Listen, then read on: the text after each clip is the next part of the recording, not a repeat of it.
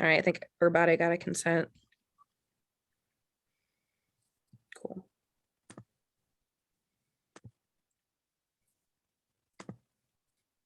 All right.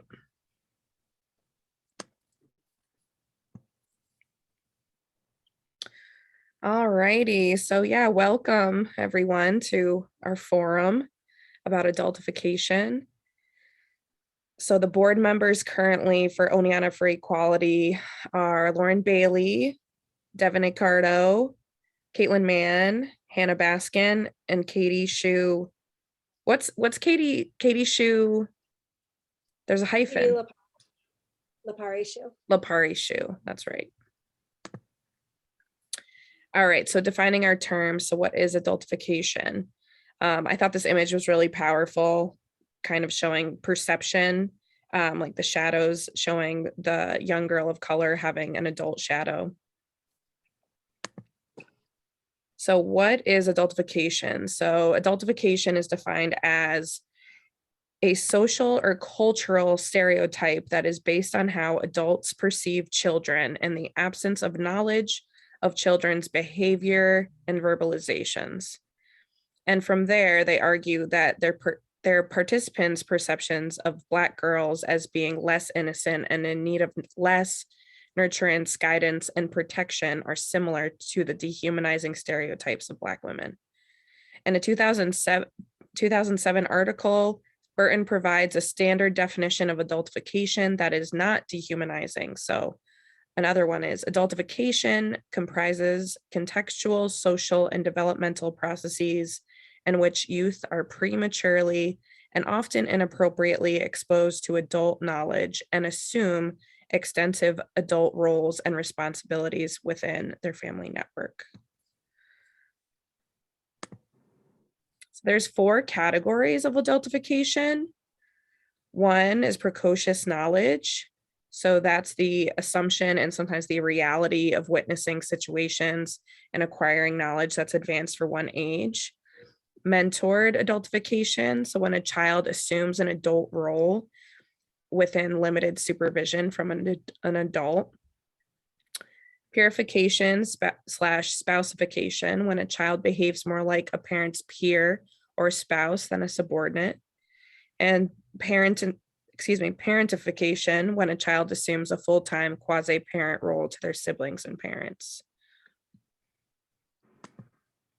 So some more specific examples of adultification are, this is a quote from an article from Gender, Justice, and Opportunity at Georgetown University.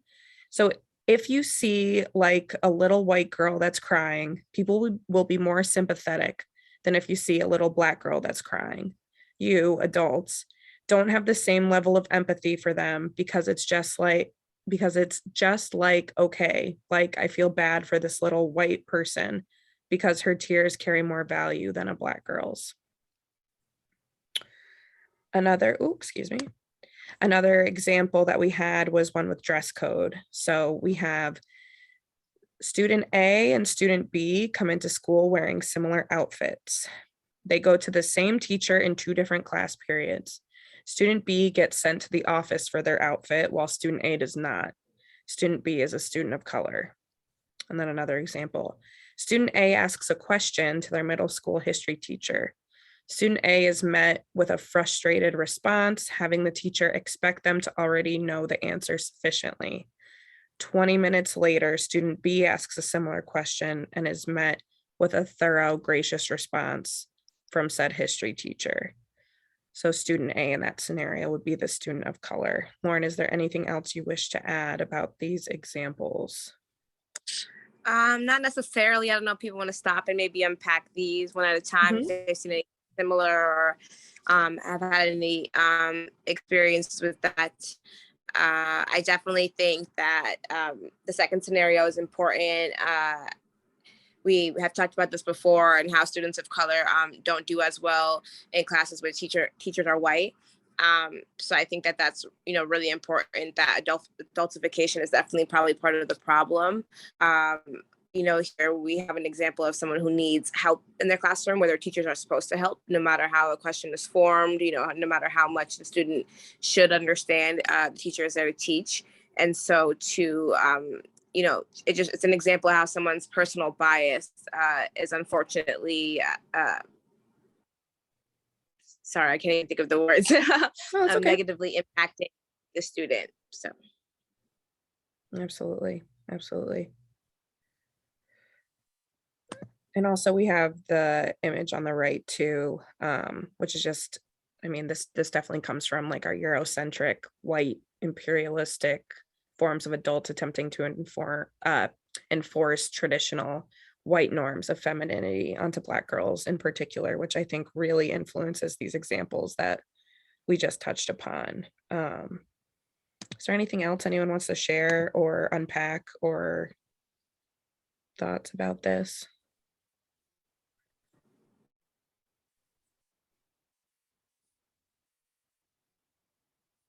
Great. Was someone about to say something? Oh, okay. I thought I. All right. So moving on. So I think it's really important to have a lot of resources. Either it's something that you've experienced, but having something tangible to be able to share with others, I think is really powerful. So here is a list of articles about, there's many specifically about young Black girls, and there's also ones about the adultification of immigrant children, and things of that nature. So we will make sure that you get this email with this full list, so you can access all of these articles.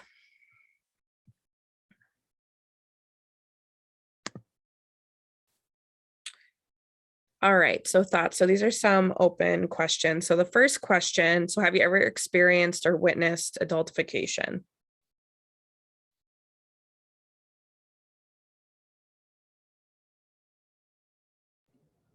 I'm trying to think if I have. That's okay. Yeah, that's okay. And then another question is, when was the first time you even heard of this term? So for me, I remember this term in particular and the term colorism, I never even heard of until I was in college. It didn't mean I didn't witness it before then, but actually giving it a name and having it be unpacked wasn't until I was in college. Yeah, I don't think I had heard of the word adultification maybe before like 2 years ago when I started getting involved with O4D and being part of these sorts of conversations. And it's one of those things, and I think this is the case for a lot of people, and I've had other people react the same way. When you first hear it, you're like, wait, what is that? And then when somebody explains it or gives an example, they're like, oh, okay, I immediately understand Right. what that is.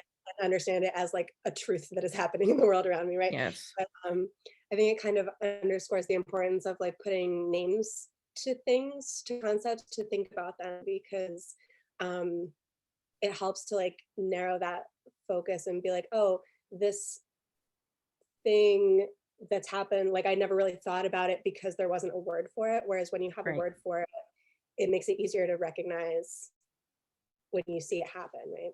Totally. And I think for me, retroactively, all of these like lived experiences and things I had witnessed growing up, all of a sudden I could funnel all those memories like into a particular like category within my mind to be like, oh, this is when I saw this happen to a classmate or a friend. Like, how much more conscious would I have been about it at the time if I'd had a word for it then? You know what I mean?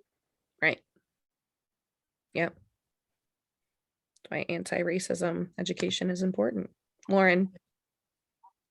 Yeah, so for me, I think adultification wasn't a term that I had really heard of or understood until we started to kind of, same for Devin, started to unpack things for O4E, and it just been something I had stumbled across, I think, or somebody in the group had stumbled across and had brought to our attention. And it was, kind of what Caitlin said, like this epiphany of like, oh, so that's what was happening. And yeah, so that was definitely way too late in my life, because I understood it before, I'm not sure it would have changed things, but I definitely think it would have given me probably a different perspective of it, you know, I would have probably known it wasn't specific to me. Right. Have I been adultified? Oh, definitely. I think that it was a very common thing in my childhood, and I think it happens to a lot of people. You know, something, you know, you did at the beginning, which was nice, to list off a couple, you know, categories of adultification. So it definitely happens in a lot of places and in areas of life. But as far as being, you know, a student of color, I definitely feel like it affected, you know, an already kind of hard time I was having in school. And I guess you can kind of talk about this a little bit. You know, Caitlin was there for it, but when I was in 7th grade, I had a teacher. We had a social studies teacher, and I essentially had gotten my cycle, my feminine cycle in class. So we can say period, right? We're all women, right? But I got, you know, I was wearing a pair of like white khakis. And so I remember calling on the teacher to ask him if I could go to the bathroom, and he was just not having it. And I think that at that point I had kind of like clued in some of the people in the class. And so finally it was like a class full of people, but also like specifically someone from, and I'm pretty sure it was Caitlin from her end of the room, had to finally kind of be like, she has to go to the bathroom for him to finally be like, finally let me go, which was just weird. It was a weird experience. And it was awesome that like, to know that there were students in the classroom who were willing to, you know, help me out, but it shouldn't have taken that. I should have just been able to go to the bathroom. Right. The bathroom, literally, if you know, and Caitlin would remember, this classroom was literally 5 feet from the bathroom. I would have been back in enough time to not miss too much of social studies. I don't think too much of the world history, but yeah. Yep. Yeah. Yeah, and probably a lot of the white students in the class would not have had to ask more than once to go to the bathroom. Is that like the takeaway? Yeah. Yeah, the headline there, like, yeah. Mm-hmm. Yeah. Yep. So the first time I heard the term adultification was actually from Lauren last year. Yeah. Earlier this year of 2021. Yep. When I was on my externship in school, she mentioned it, like, you know, educating my students on adultification and things of that sort. And I live in a predominant minority area. I'm obviously a minority. So I've witnessed it obviously growing up, neighborhoods, and I'm sure in school too. I can't think of a time if it was me. I'm sure I've witnessed stuff, even in college, because most of my teachers in college were white. So yeah, that's all I have to say. Yeah, no, thank you for sharing. Absolutely. Absolutely. Emmy, do you want to share something? I saw that you unmuted. I just kind of had a question about like what specifically would be considered like meant for adultification, because I feel like the other ones are like kind of more common. Like, Sure. you see that a lot more. Like, even though like I don't exactly understand what would be considered. Yeah, no, that's a great question. So mentored adultification is when the parent-child authority hierarchy doesn't exist. So anytime a child has to assume an adult role in their family structure, whatever that might look like. So for instance, let's say there is a brother who's 10 and they have a 6-year-old sister, and they have a single parent, and that parent's absent most of the time. So the brother takes on more of a parent role to take care of the 6-year-old sister at 10 years old. And yeah, if anyone else wants to add anything. So my takeaway from mentored, definitely the beginning of what Caitlin was saying was that that hierarchy really isn't there. So out of my takeaway, Caitlin, can you pull up those definitions? Oh, I did. Can you not see it? Blind as a bat. I can zoom in. Wait, is it even just really the? Hold on. Oh, sorry, too much.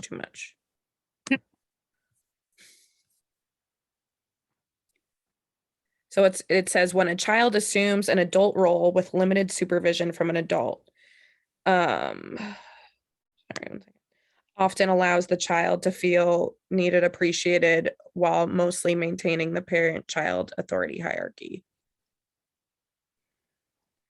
So I don't know. I think so originally my takeaway was more school related, but I guess this is more within the household.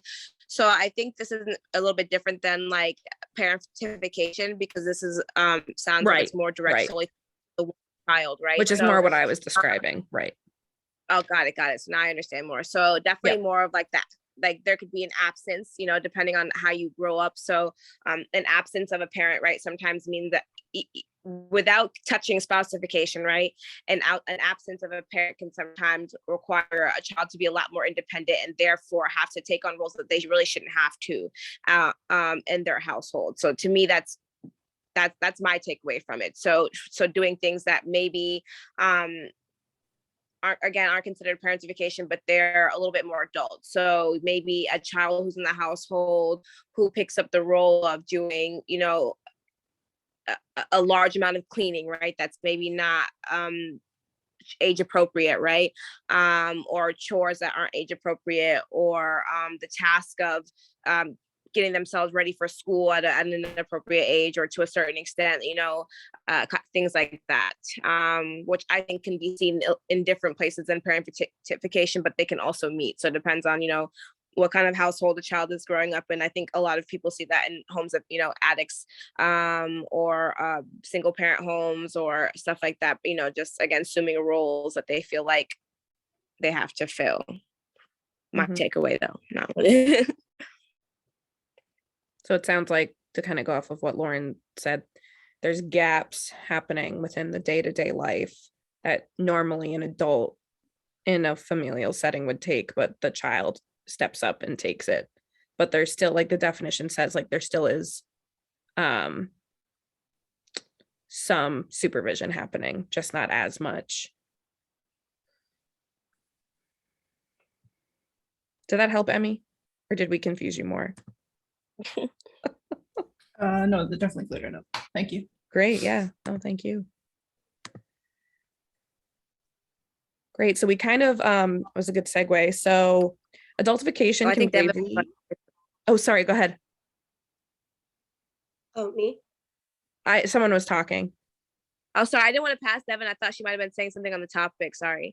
Thanks. It was actually not really related to that, but just one of the things that we haven't really touched on that I'm interested in touching on is the relationship between adultification and sexualization, and how that comes into play. I don't know if anybody would like to discuss that a little bit.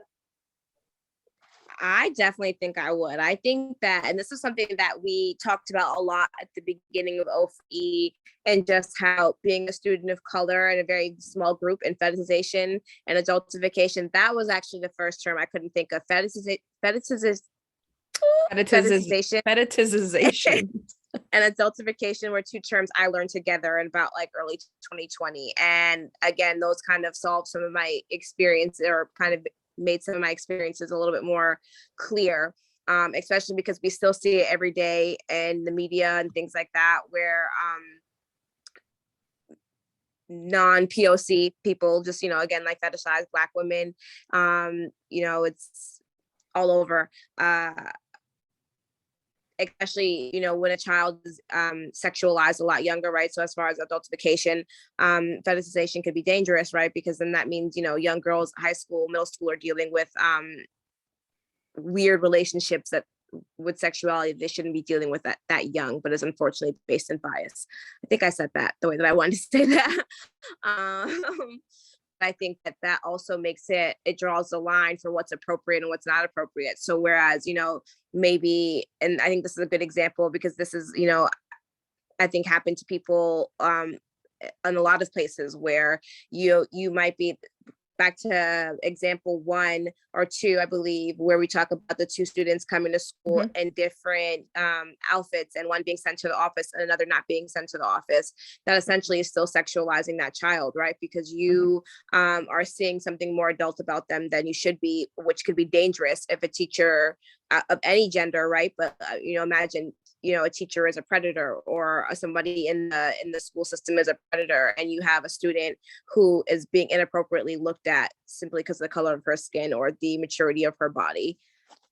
Right. No, absolutely. And going off of that too, I've been thinking a lot about the Roaring 20s lately, and the women of color who were performers during that time. It was like they were non-human, so it's that dehumanization factor too, and that objectification that makes them just purely sexual objects, as opposed to people like as they would view a white woman during that time.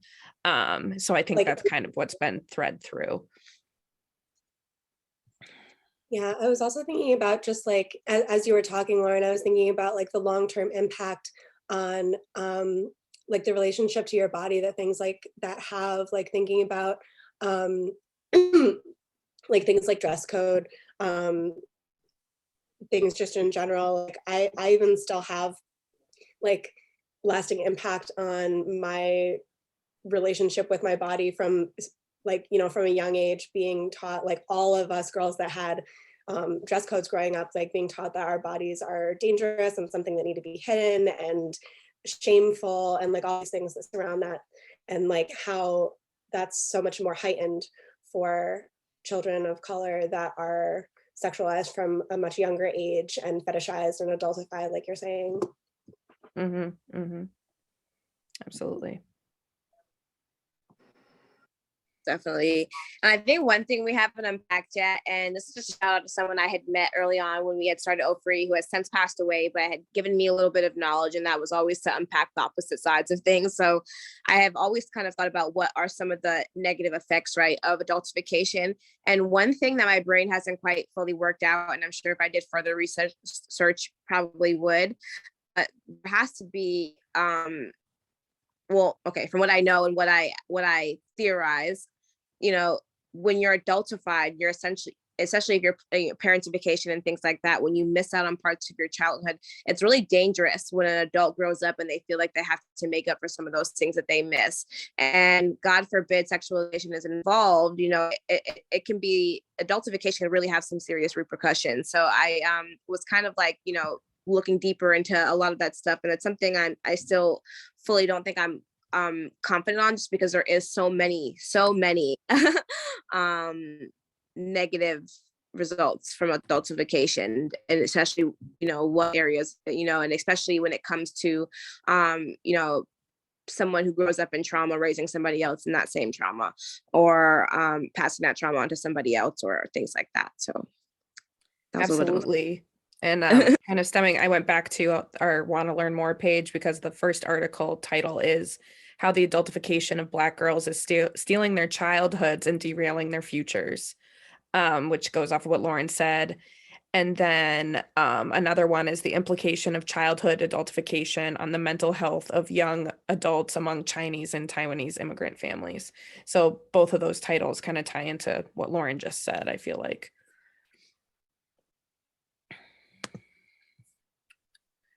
So yeah, we've already kind of talked about it, how it gravely affects development in childhood. And we were also curious about like what other ways could this manifest more specifically from grappling with this at a younger age.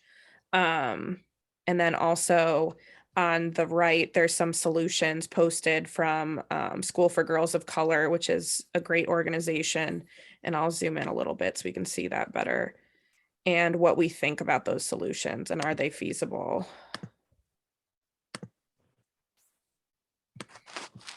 I have a visitor. Let me zoom out. My computer's not cooperating. That your screen sharing. Okay. Okay, so one is improved cultural competency, And gender responsiveness can help educators and other authorities better understand Black girls and address bias or lack of cross-cultural experiences. So then it goes further. It says training for staff to identify where their prejudices are and how to be culturally competent and responsive to the community their students come from, which I think is tricky too. Oops. I think these trainings are important. Sometimes I think I worry about these trainings being more about checking off boxes than about really educating the educators about how to better their teaching. But any thoughts about that? And then there's also another one, it's training on communication with Black girls can de-escalate incidences and reduce over disciplinary actions. And the third one is educators and other authorities should be trained to interact with Black girls with empathy and respect and to use developmentally appropriate approaches. So what are our thoughts around those solutions? I wanted to just throw out a quick definition of cultural competence because that was something that you brought up in there that I think is really important to talk about. And for anybody that's not familiar with that term, Absolutely. Cultural competence is loosely defined as the ability to understand, appreciate, and interact with people from cultures or belief systems different from one's own. And there's your cultural competence has 4 major components: awareness, attitude, knowledge, and skills. That's from bctpartners.com, just to cite the reference. But yeah, cultural competence, which is a whole other thing that we probably should go into at some point. We could do a whole other forum on that. Totally. But basically just having the awareness and the ability to understand and appreciate the differences in cultures. And I think this is particularly important for teachers, right? To be able to say like, who are my students, who is my community, and to be able to understand the differences across the cultures that they're interacting with and have like the competence, right? To like understand those different perspectives and how they can interact with them in a way that's not just Status quo. I don't know. Yeah, trying to like apply the same like, oh, well, if I do or say this, that will apply to everyone because everyone's the same. And it's like, well, no, everyone is different. We're all, everyone is unique and has their own different backgrounds and perspectives and stuff, and understanding those can help you support and encourage and work with those people better. That makes sense. So I agree with what Caitlin said in regards to like it being tricky, and it can possibly be looked at, or like you said, something about checking off boxes, like doing it just to do it and not really getting the education. Right. But I do feel like it's a first step. Totally. Because a lot of educators may not have been exposed to different cultures, right? Maybe their upbringing, their educational career, they have not been around other cultures. So when you're an educator, you have to be prepared to be able to incorporate diversity in your classroom, right? To target all cultures and things of that sort. So I think it's a first step. I don't know if it's like gonna be a perfect solution, but I definitely think it's a first step. Yeah, and I think that's a productive way to look at it too. Because I in my lived experience, since this upheaval of education, trying to like reinvigorate itself and be anti-racist, some folks look at it like, oh, this is like the one Lego block to like the whole Lego castle that we have to do. And other people are like, nope, we did it. We're good. We're anti-racist. So yeah, I think that's really productive to think about it, be like, this is a first step, and we're going to keep discussing this and seeing how it grows. I think that's really great and smart.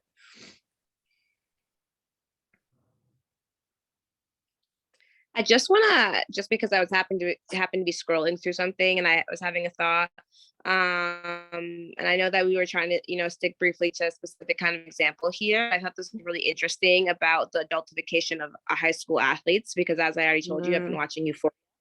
And if you watch Euphoria, there's one timeline about a young student of color who is a high school athlete who peaks in high school. And this kind of goes back to the dangerous repercussions I was mentioning to you before, about how so basically in youth sports, what's happening is that, you know, we're essentially burning these kids out in order to entertain ourselves, where I'll read one of the specific parts that I really liked. Bear with me 1 second. I call the adultification of youth sports is the introduction and prioritization of adults' needs and values over those of the child. Scrolling down a little bit, it creates barriers to participation financially, forces year-round commitments far too young, does not allow for sports sampling, and is creating a generation of burned out, beat down kids who will walk away from sports. And I thought that was interesting because if you watch the show, this person is one of those people who is like older, hanging out with like high school kids and having relationships with high school kids and doing drugs with high school kids and things like that. And I know it's just a TV show, but I'm just saying that I think this doesn't actually happen, where people do peak and I don't think that in this situation, I'm talking specifically about sports. And how that can also adultify people. And those are kind of one of the repercussions of that, right? Is people then hanging out in groups of people that they feel like they can keep up with. Right. Like when there's an 8th grader on a varsity sports team. Yeah. And then you get out of high school, right? And essentially you struggle then to keep to be with your peers. Still work in thought, but I don't know. I just wanted to go back to that. I think that's great. And you said that was an article. Oh no, Euphoria. That's right, Euphoria. That's cool. Well, I'm reading an article, but I was only talking about the timeline because it's currently relevant. But the article is called "The Adultification of Youth Sports" on ChangeInAGameProject.com. Great, awesome, wonderful. So yeah, any other thoughts? Obviously this is a discussion that could go on and on and on, rightfully so. But for the purposes of our forum tonight, any other capstones, capstone takeaways, shifting perspectives, things that added to perspective, just any thoughts?